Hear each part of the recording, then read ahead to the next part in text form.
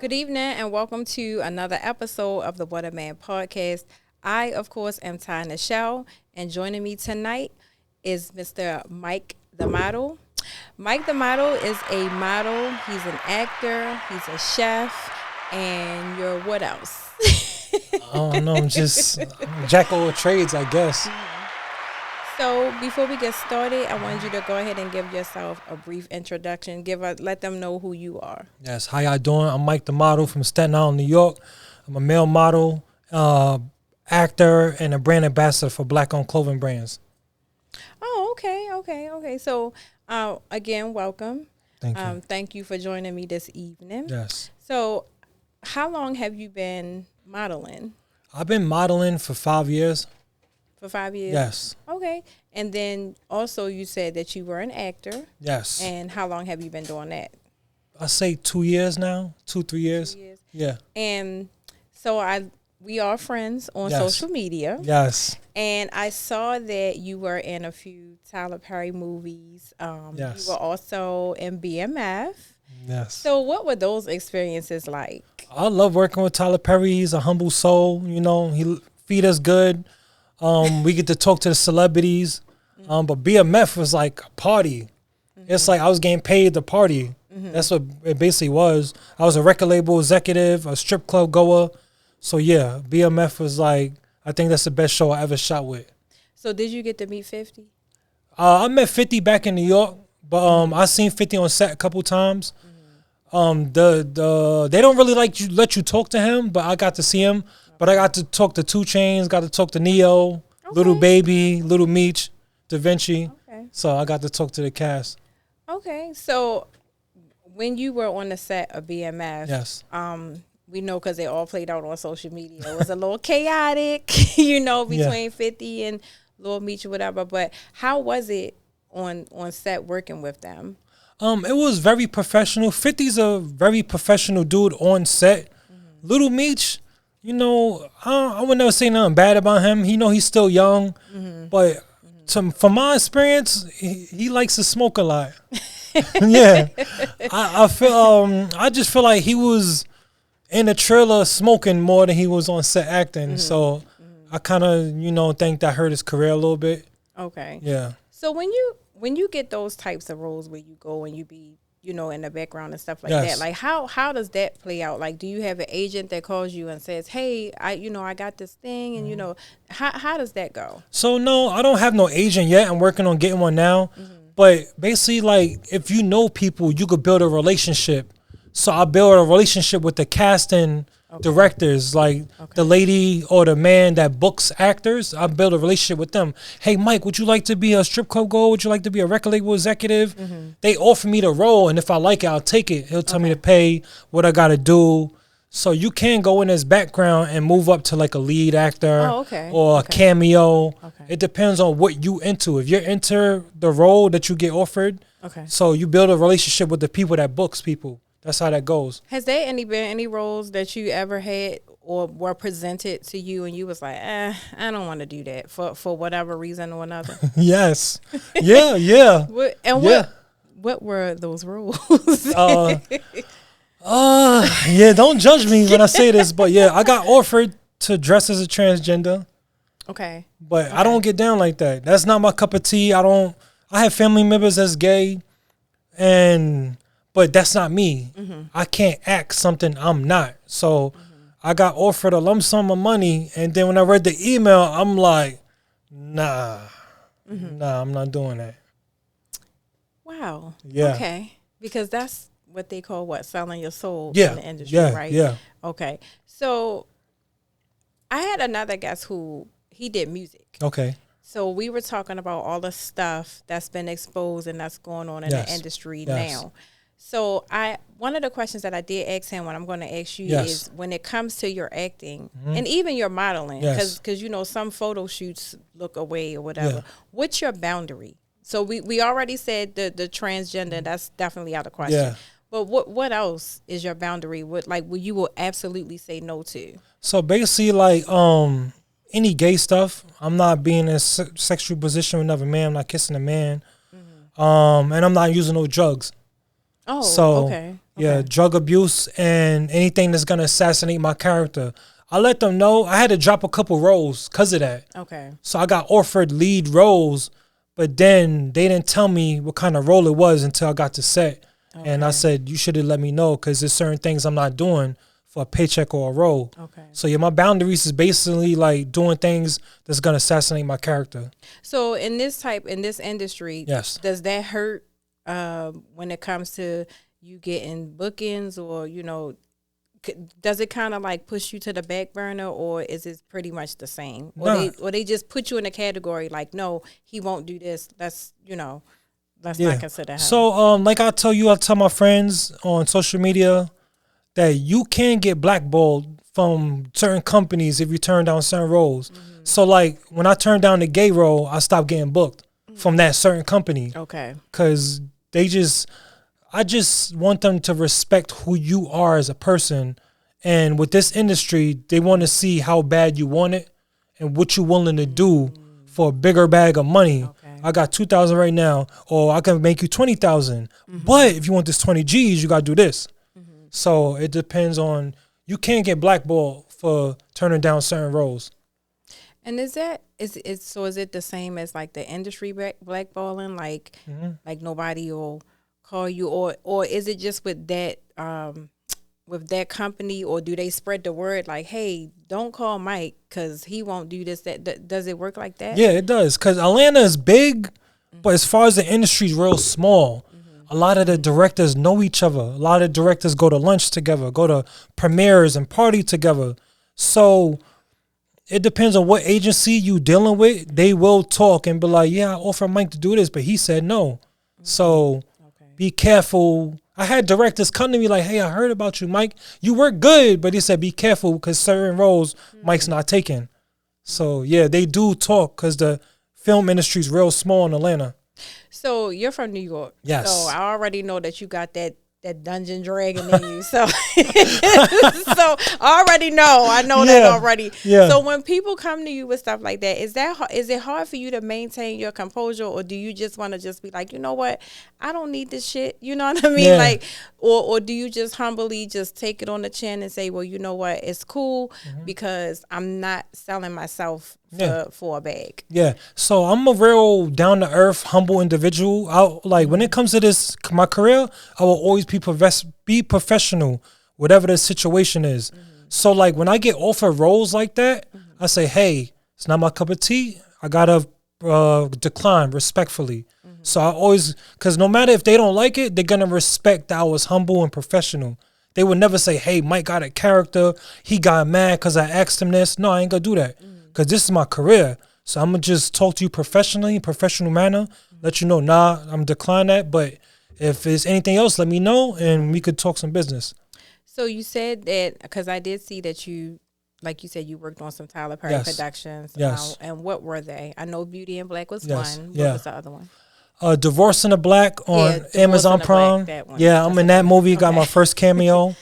I did that with Megan Good. I did House of Pain. I was on that. I did Zatima season 3. Okay. And I just shot a Christmas movie with Tyler Perry.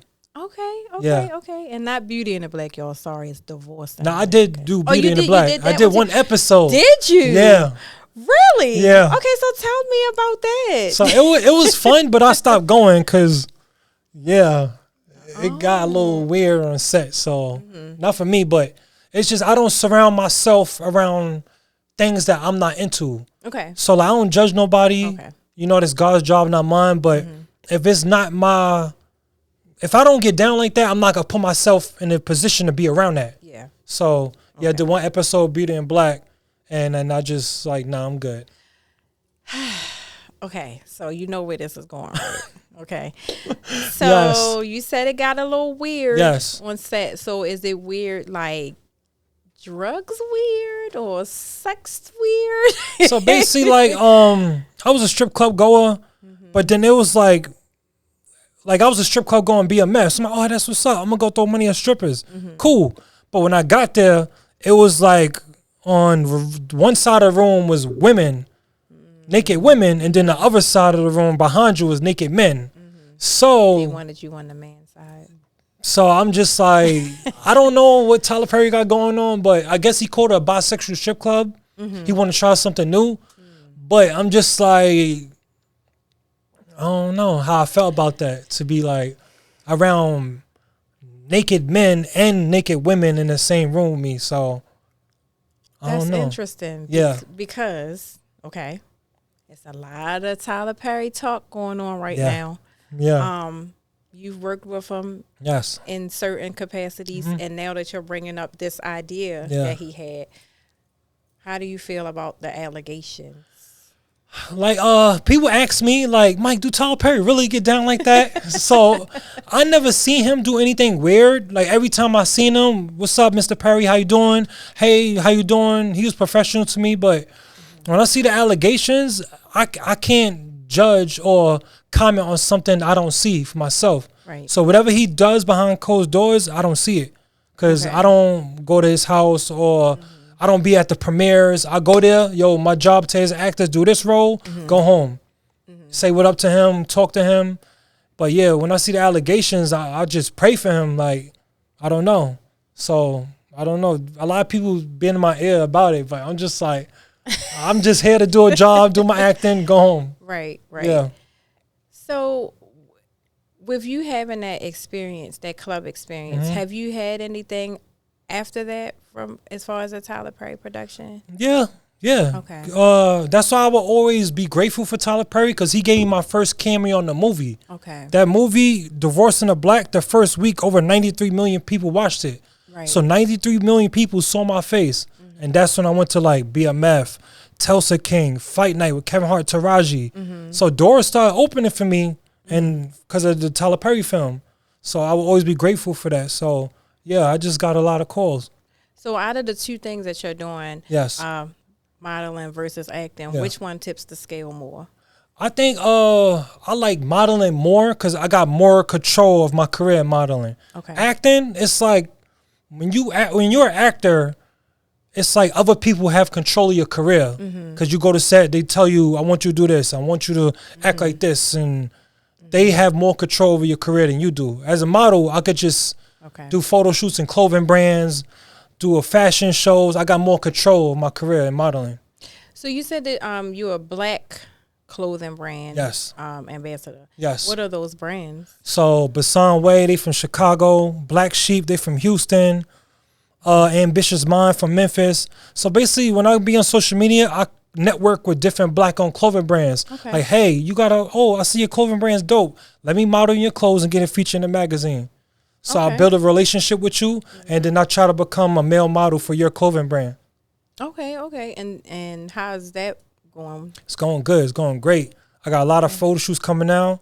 It's 2026, new year, new blessings, and I'm working with new black-owned fashion designers. Okay, that's what's up. So if you wanted to work with a fashion designer in the industry, who would that be? I'll say, me as a New Yorker, I'll say Fubu and Kalkana. They coming back out? Yeah. Oh, Fubu just came. Fubu just came back out. They revamping Fubu. Okay. But I'm trying to bring back the '90s, like Kalkana. Like people, the stuff that we grew up seeing, TLC, L Cool J, seeing people in the 90s wear. I did just not too long ago see, I don't remember who it was, but he did have one of Ava Rex. Yeah. I do remember. That's what I'm saying. I want to bring that back. And I was like, oh, okay. Do you like, since the passing of Virgil, how do you feel about the direction that Pharrell is taking Louis Vuitton?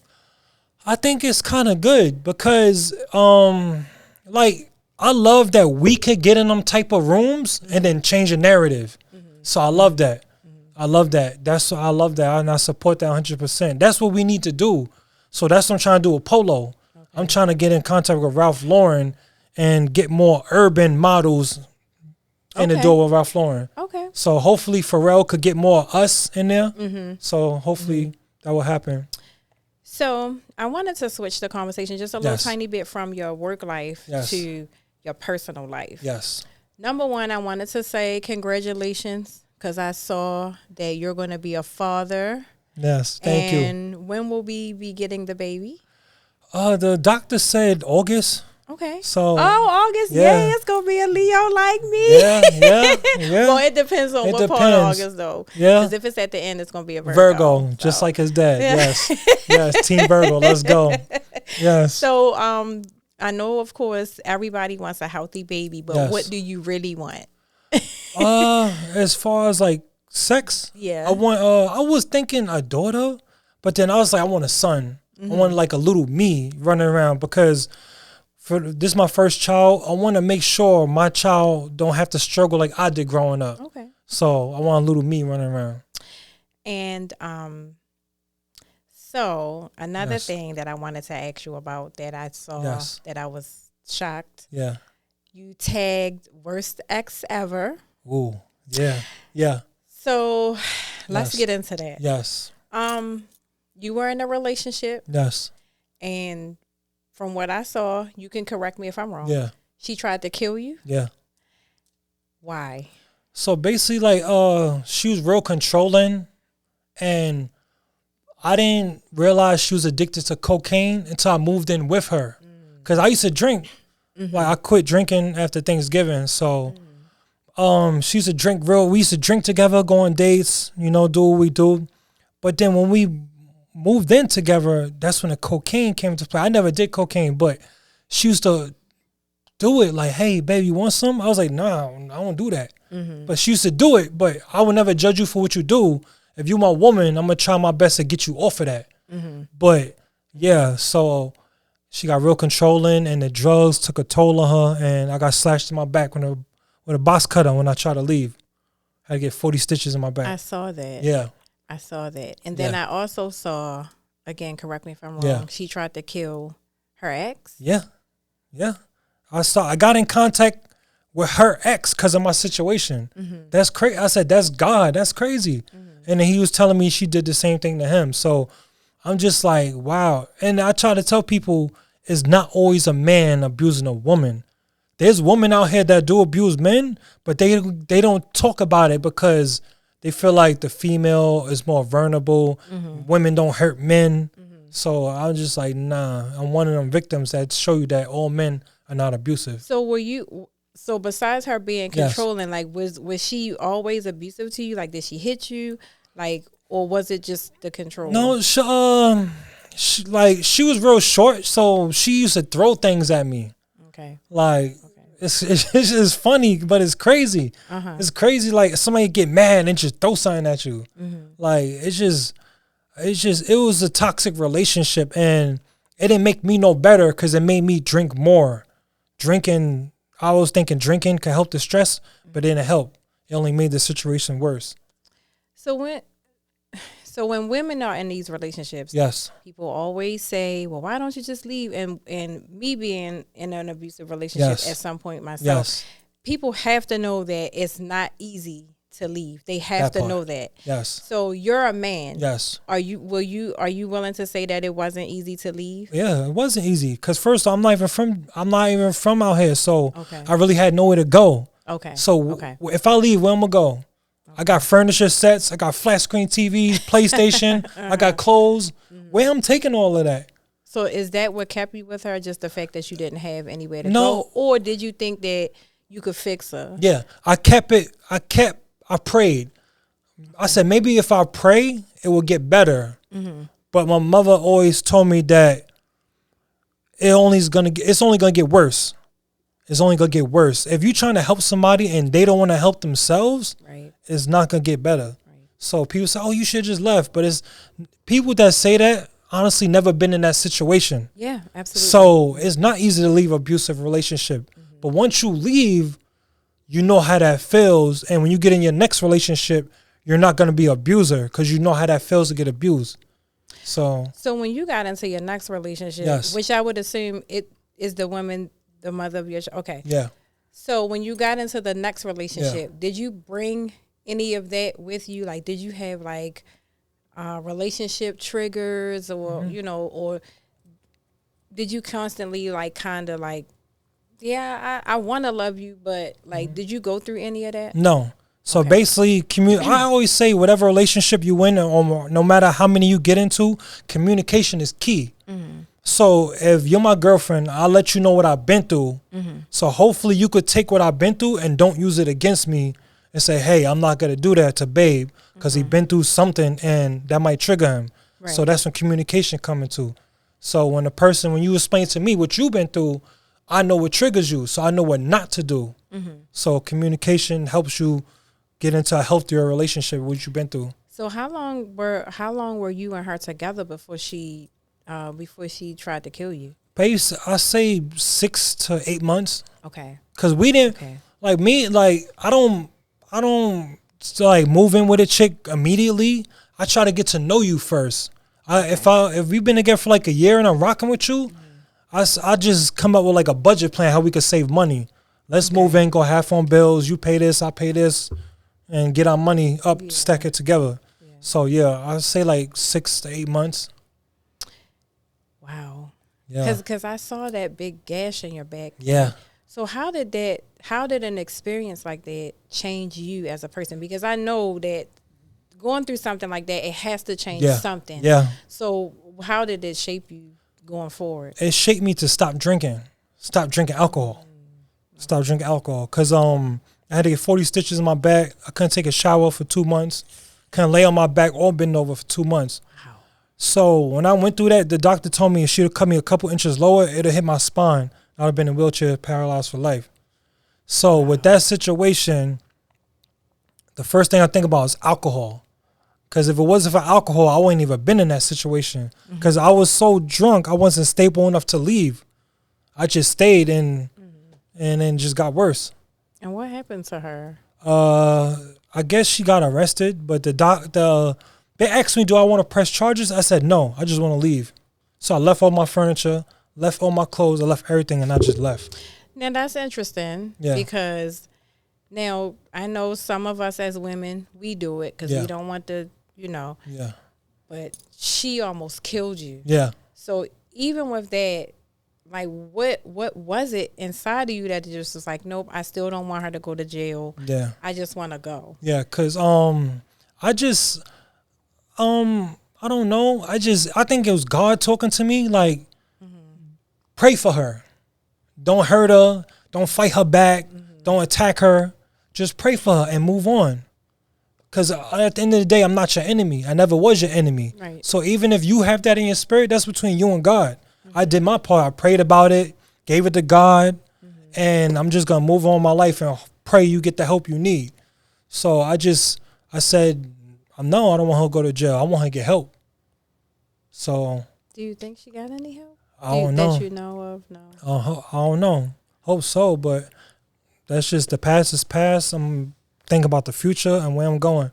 Somebody always told me you don't look in the rearview mirror. That's true. Yeah. That's true.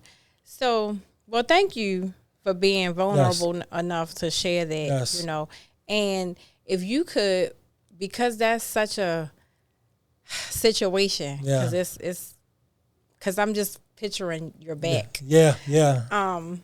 If you could talk to any man that may have been or currently is or sees his relationship going in that direction, like what piece of advice would you offer? I would tell him, do not ignore the red flags. Because look what happened to me. I ignored the red flags and look what happened to me. So if you see, same thing with women. I tell women all the time, if a man's giving you red flags, leave. Just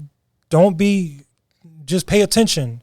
Do not ignore the red flag. No, he gonna get over it. No, do not ignore the red flags. Because if you let him get away with that, what would he do next? What would she do next? Right. So do not ignore the red flags. Pay attention, be smart, be humble, be respectful, but just pay attention. So we can switch back now because that's heavy. That's heavy. But like I said, thank you for talking about that. Thank you. So as far as your acting, yes. You already told me like what designers you wanted to work with as far as So what is there anybody out there as far as the acting world that you would love to work with but you haven't yet? Yes. As far as right now, I say Michael B. Jordan. Okay. Michael B. Jordan. Eddie Murphy's my favorite actor.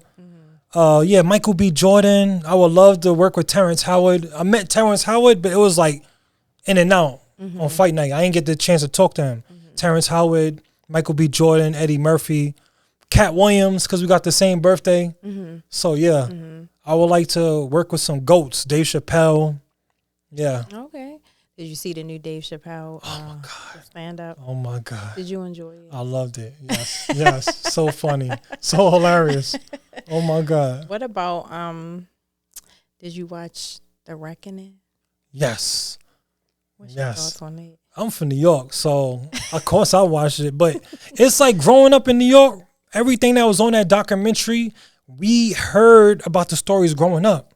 So because in the 90s was no social media. Right. So we knew what was going on, but one thing about it, money hides what you're doing. Yeah.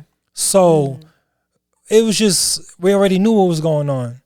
So y'all already knew this. We already knew. But people that's all people that's not from New York, they was going crazy. Cause we already knew what he was doing, but there was no social media. So wasn't no screenshots, wasn't no inboxes, DMs. So money, I could do whatever I want to and then here, take 100,000, set out in court. Yeah. So I agree. Yeah, I watched it and I'm just like. So how do you feel about, because I don't really get into this, but I have to ask. So how do you feel about this whole thing with Nicki Minaj and what she got going on right now as far as backing Trump and I think it's a publicity stunt for real because I met Nicki Minaj on Thanksgiving one day in New York. Her mom giving out 100 turkeys. And I feel like it's a Trump is using us as a publicity stunt. I feel like he's doing with Nicki Minaj with the same thing he did with Kanye West. Okay. So I feel like it's a publicity stunt. Okay. Because I'm just like, I met Nicki in person and she's not like that. So I'm just like, why would she like say that? And I was just thinking about it because I'm just like, it confused me. But I don't know. I don't know. Hopefully it's not really how she feel. She probably doing it for some money because she probably got offered a bag. That's what me and my friends was talking about. She probably got offered a bag. You'll get in front of this TV, say this, and I give you a couple million. So I feel like it's just a publicity stunt for some money and some views. What does that do now for the career? Like, because one thing that I noticed about us, and I'm talking about people, not just us. Yeah. She could do that now. Yeah. And everybody's, cancel. And because from what I'm hearing, the social media is gone because she lost all these followers and stuff like that. But then the Fire album comes out. Yeah. And it's like, she did what? Yeah. Yeah. So do you think that making a move like that, whether it's a publicity stunt or not, like, do these things really diminish the brand or let me just say this. How can I say it? Because this generation is quick to cancel somebody. So do you think that this generation has selective cancel culture, or is it just something to do? Yeah, I say it's selective because there's certain people that do certain things and get away with it, and there's certain people that do the same thing and then you want to blackball them. I'm not following them, I'm not buying their album, I'm not watching no more of their movies. So it's like picking and choosing. Yeah, it's a lot of picking and choosing. It's a lot of picking and choosing when it comes to that. So what about so as we discussed that, how do you feel about what's being done? Because you work with these people. Monique. Ooh, I love Monique. But I just feel like Monique kept it real, like, and I respect Monique because she from B-More, so one of my favorite women actors. So I'm just like, a lot of people don't understand. There's a lot that goes on in the industry, and you're not gonna know about it unless you're in it. So there's a lot of discussions, a lot of blackballing. Like I said, the industry's real small, so they gossip about each other. They talk to this director and this, and they all talk to each other. So it's real small. So what happened to Monique? It's just like, I just wish that, like I said, they should respect you for who you are. So agreed. I love Monique, but I just felt like she kept it real and they couldn't take it. So one person, people probably will look at me sideways when I see this, say this, but I do feel like, when are we going to let up off of Jonathan Majors? Yeah. And what should, and I'm being honest, because I can't be nothing but that. Because from what I seen, because I don't live at Jonathan's house. Yeah. I don't know what he did, but from what I seen, he was running away. Yes. And she was chasing him. Yes. So why is he still being held responsible and he's at this moment blackballed? Yeah. So when does the let up come? Yeah. I don't get it, because when they seen that video, obviously you don't see him hitting her, grabbing her, choking her. He got canceled from Marvel when the video is showing him getting away from the situation. Listen, I don't want no problems with you. Yo, leave me alone. And he got in trouble. So I'm just like, wow. It's sad, because like the little was, no matter how many movies he done that did great, you watch that one video clip, you want to cancel him. I feel like that wasn't right.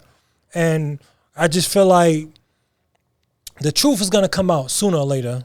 Sooner or later, the truth's going to come out. So I don't know him personally. We only could go off of that one video. Yeah. But from that one video, that shows you he's not doing nothing wrong to her. Right. And that's why I said, like, I don't know what happened prior, because none of us know. We weren't there, you know. Yeah. But it's like, and even with taking it a step further with Chris Brown. Yes. Okay.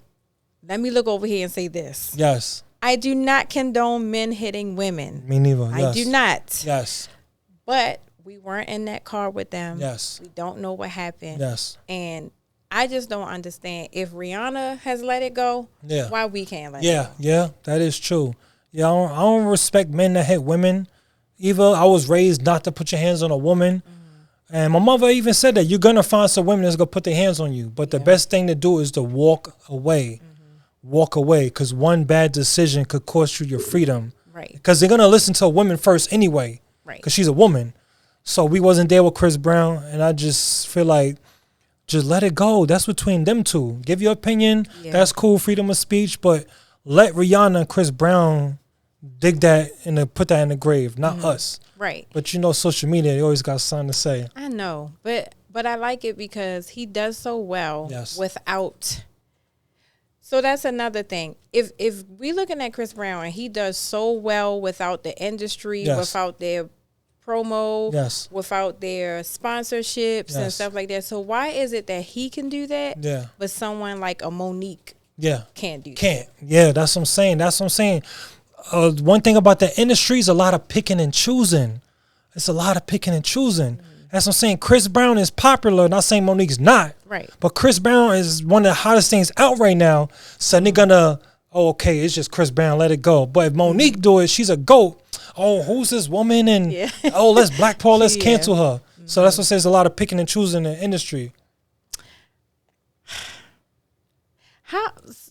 So when you are in that industry, do you think about that type of stuff when you're working and you know? I don't think about it. I just when I go to set, I'm real professional. I'm like a networking tool.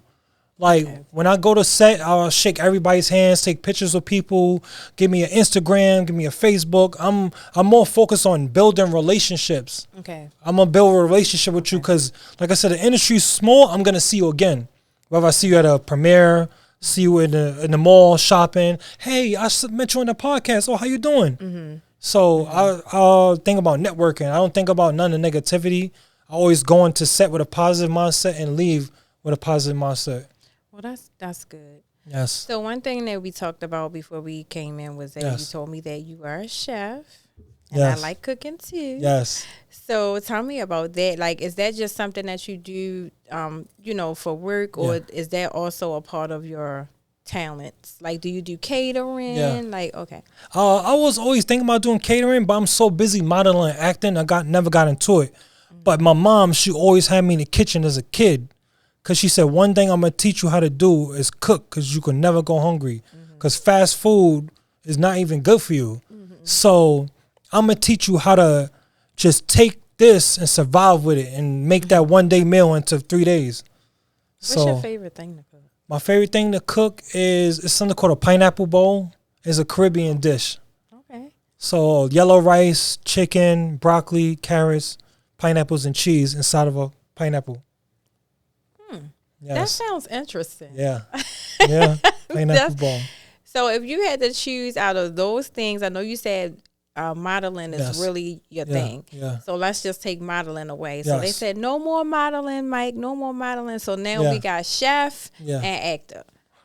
I'll take cooking. Okay. I take cooking. Yeah, I love acting. I love acting, but it's just with acting. It just like I was telling somebody earlier on the phone. The deeper I got in the film industry, the weirder it got.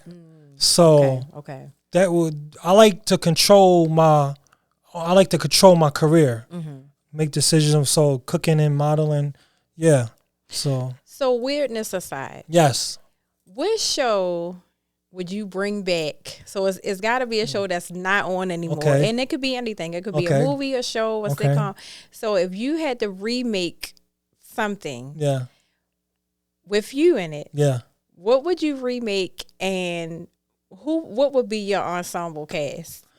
So if I could remake one show, I'll remake Moesha. What? That was one of my favorite shows. That was one of my favorite shows growing up. Okay. I swear to God, I love Moesha. And who would you play? I would try to be like, Hakeem. Always coming to the house hungry. Yeah. Okay. Yeah. And who would you get to play Moesha? Probably Coco Jones. Okay. Yeah. Okay. Frank and D. Yeah. Frank and D. Oh, that's a good question because it's so many actors popping up in my head. I'm trying to look for actors that are married. So I'll probably get like actors that's already married, so it'll be more genuine on set. So what you think about Courtney B. Vance and? Oh yeah. I see you going with that. Mm-hmm. Yeah. So and who would you play? Who would you get to play Miles? That's a good question. Even though he's grown now, I'll probably get the little black kid that was on the movie Fresh. Oh. Yeah. I'll probably get him. Okay. Yeah. That's funny because you know what I was thinking because of the whole New York thing. Yeah. I thought you was going to say Belly. Oh, yeah. Belly is one of my favorite movies, but yeah, as a kid, you hate that movie? Oh, my God. I'll probably get in trouble. See, it's not that. It's just, it's deeper than a movie. A lot of people don't know. Maybe I need to go back and watch it at this age. Yeah. Because at the age because it's a whole story. Okay. It's based on a true story. Two friends that was hustling. I never knew that. Yeah, based on a true story. Two friends that was hustling from New York, but moved out of town, went down south, and started setting up shop down south. And then the dude that was from there started telling on the people from New York that was out there hustling. So it's actual based on a true story. See, I never, because back then I'm going because I want to look at Nas. Yeah, that's my favorite rapper. Shout to Nas. That's it. Shout to Nas. I want to just go look at Nas because, he fine and everything. And he's still fine, but whatever. But but no, I don't know why I thought you was going to say that. But that's pretty interesting. Yeah. So what you got going on coming up in the future? I got photo shoots coming up. I got a couple movies coming up, a couple TV shows coming up. I'm just working. My goal for 2026 is to work harder than when I did in 2025. So I got a lot of things coming up. So when you say work harder, because there's different variations of that, does that mean like you wanna bring in more brands, or does that mean like you just want to just be working like nonstop and is there a cutoff? Because I know at some point, because you're about to be a dad, so you have to, otherwise you're gonna be in trouble. You have to cut it off at some point. So how long do you plan on taking off when you become a dad? So basically, like a year, take off like a year to focus on a kid. But right now, with the baby coming, that's making me grind harder.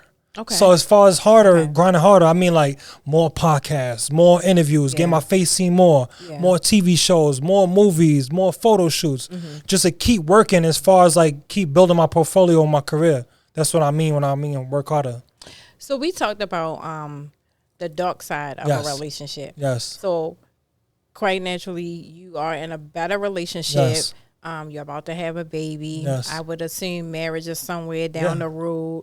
So to you, how important, because I hear Okay, so one of the things that I struggle with is I feel like the people that I think is supposed to support me and they don't. So when you have someone that, and I know your woman supports you or whatever. So when you have someone that's supportive and, you know, that's a good thing, obviously. But does it ever come to a point where it's like she's very supportive, but it's kind of like, all right, you're doing too much? Because you said you wanted to work hard. Yeah. So you doing all of this work, does that interfere with your relationship? No, because when I go to set, I go to fashion shows, I go to premieres, I keep it professional. So there are women that see me on BMF, Tyler Perry, Wildin' Out. Hey, Mike, hey, they try to run up on me and do too much. I'm like, hey, listen, I don't get down like that. But we could take a picture. Let me get your Instagram. I tag you. You got to be professional because at the end of the day, I still got to go home to somebody. Right. So I try to keep that professionalism around. But you might get hit on, flirted with, and, you know, but you got to think about if that was your partner in your shoes. Would your partner do that to you? How would she feel? Or how would you feel if you seen your girl flirting with another man? Or, you know, so you got to put yourself in your partner's shoes. So do you feel like, because I know in this industry, like the acting and stuff like that, a lot of people keep their relationships private. And I know why, because like you said, all this social media and stuff like that that's out now. So you're in a relationship. Yes. So do you feel like it's better for people to know? Because it seems like the world says that if somebody knows that you're with someone and you're in love, then that brings them full force. That brings them like, oh, we don't care. Like, you know, it's, I don't know, maybe to some women it feels like an accomplishment that they're able to draw a wedge or whatever. So do you feel like it's hard to maintain a relationship in this industry, like a public one, or do you think it's better to just keep everything or try to keep everything private? No, I just feel like I always say, communication is key. And you got to keep it real with your partner and within yourself. Because if you're on social media acting single, everybody going to think you're single. So you have to build that relationship, the communication. Communication is key. So it's not hard. If I always say like this, if I have to talk to somebody else, we don't need to be together. So stay faithful, stay single. It's that simple. That's true. If you can't stay faithful, just stay single and sleep with whoever you want. Amen. So you feel me? So I that's wish more people would know that. So that's all it is. Just be faithful. So I want to wrap this up. Yes. But before we wrap up, I want to, number one, again, say thank you. Because I know that you was ready, and I appreciate that so much. I'm so happy that you believe in the vision enough to come sit down with me. So thank you again. I do appreciate it. Number two, congratulations again on the baby. Thank you. I'll see what's going on. I'll make sure I get the baby a gift. You know. And thank you. And congratulations on everything in advance. I don't care what you're doing. If you're cooking, you're modeling, you're acting, just congratulations. And I want you to be the best and do everything right, even be a dad. Yeah, appreciate that. So I just wanted to, and also, most importantly, thank you for sharing your story. Yes. Because I got chills talking about it. Yeah. Because like I said, I'm talking to you, but I keep seeing that picture of your back in my mind. So I appreciate your vulnerability when it came to that. Yes. But before we go, if you wanted to offer any piece of advice for anyone who's like in their career getting started or trying to take it to the next level, what would you tell them? I would tell them invest in business cards. Because business cards, it's like, I'll say invest in business cards. Because when I first moved to Atlanta, first thing I did the first year, invest in business cards, I ran around the city. West side, south side, north side. I went everywhere in Atlanta. Get you some business cards. Invest in yourself. Because when you invest in yourself, whatever career you're in, they're going to take you more serious. Okay, we don't have to do nothing for him. He already got his business cards, got his portfolio. He got his reel. He got his headshot. So once you invest in yourself, that will make anybody in that field take you more serious. So I say invest in yourself before you do anything. Okay. Yes. And if they wanted to follow you on social media, Where would they find you? Mike the Model on Instagram, MikeethaModel88, or Michael Dickinson, or on Facebook, or just come out here in Atlanta. I'm in the streets every day, meeting people, Lenox Mall, Greenbrier. I'm out here just networking and shaking hands. Well, thank you again, Mike. Yes. I do appreciate your time. Yes. I appreciate everything about this conversation. And again, Yes. thank you for joining me on another episode of the What a Man podcast. Yes. I am Tanya Shell. This is Mike the Model. See you next week. Bye. What's up, y'all? If you enjoyed tonight's episode, go ahead and subscribe to the channel, like, and share. And if you want to follow us on social media, it's What a Man Podcast on TikTok and Instagram.